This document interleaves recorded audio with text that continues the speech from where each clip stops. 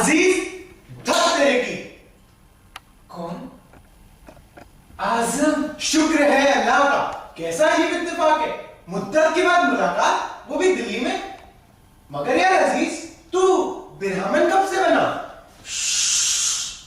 खामोश खामोश। मुझे पहले ही शुबा हो गया था, जो शख्स खुली अदालत में सुल्तान से नाक रगड़वा सकता है, वो बाहर आने में क्यों शर्मिंदगी महसूस कर रहा है? ऐसे फख्र के लायक काम के बाद भी ये लोगों से मुंह छुपा रहा है। मैं भी पलटी मारकर बैठ ही गया कि आखिर इस अजूबे का दीदार कर ही लूं। देखा तो निकले अपने यार जनाबे अली अजीज। मगर यार तुझे इतना भी नहीं पता कि ब्राह्मण लोग गठरी में खंजर छुपा के नहीं रखते। खामोश खामोश। अगर कहीं मेरी बिरहमनियत का राज फाश हो गया तो मैं मारा गया। मगर तुम क्या कर रहे थे यहाँ?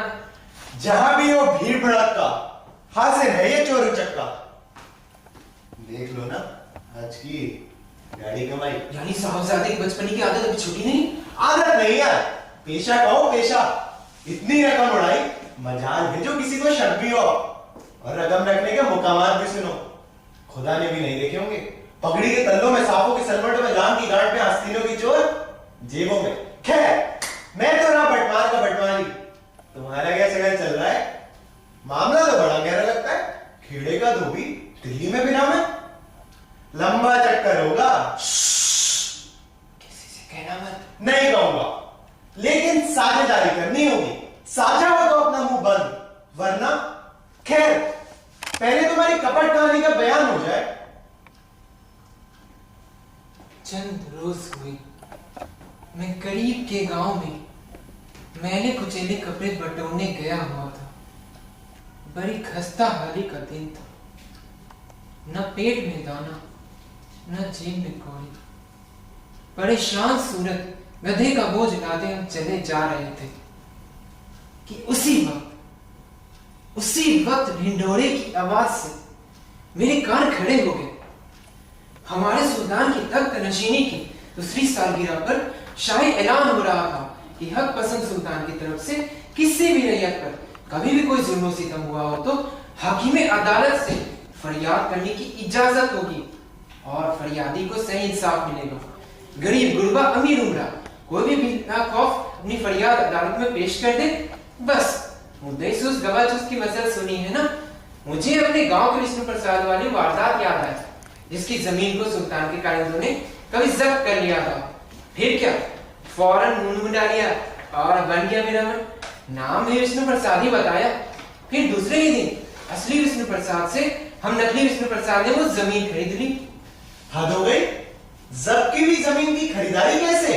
यही सवाल उस अहमद प्रसाद ने भी किया था। मैंने उससे कहा, तुम महज अपनी जमीन की मिल्कियत मुझे बेच दो और 10 अशरफिया गिन के रख दी सामने। गरीब का मुंह खुला का खुला रह गया। सोचता होगा जमीन तो गई है, अशरफिया क्यों छोड़ू।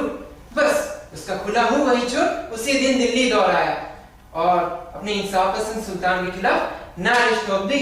मगर ए ढंगों के उस्ताद, अगर नहीं सुल्तान को तुम्हारी इस कपट कहानी का पता लग जाता तो? एक बात मैं अभी भी नहीं समझा, तुम ब्राह्मण ही क्यों बने? जाहिर है सुल्तान को अपने इंसाफ पसंदी और गैर जानिबदारी को साबित करना था। अपनी रियाया पर यह जाहिर करना था कि हिंदुओं के साथ भी बराबरी का सलूक बरतते हैं। अगर मैं मुसलमान होता तो सुल्तान इस सुनहरे मौके से महरूम रह जाते।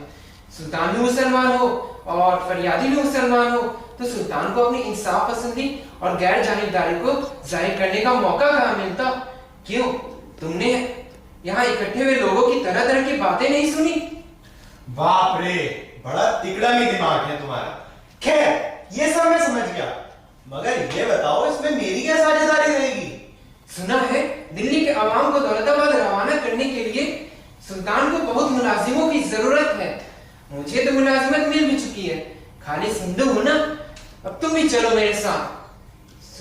ब्राह्मण के साथ मुसलमान को देखकर भोले सुल्तान भी बाग बाग हो जाएंगे। ना बाबा ना, ऐसी तौबा शाही मुलाजिमत से। डरो नहीं दोस्त, दिल मजबूत रखो। फिर देखो दौलताबाद पहुंचते पहुंचते तुम्हारे पास दौलत की रेल पेल हो जाएगी। उसके बाद बात को कल की फिक्र में आज दुबला होने की क्या जरूरत। चलो दोस्त, चलो चलो।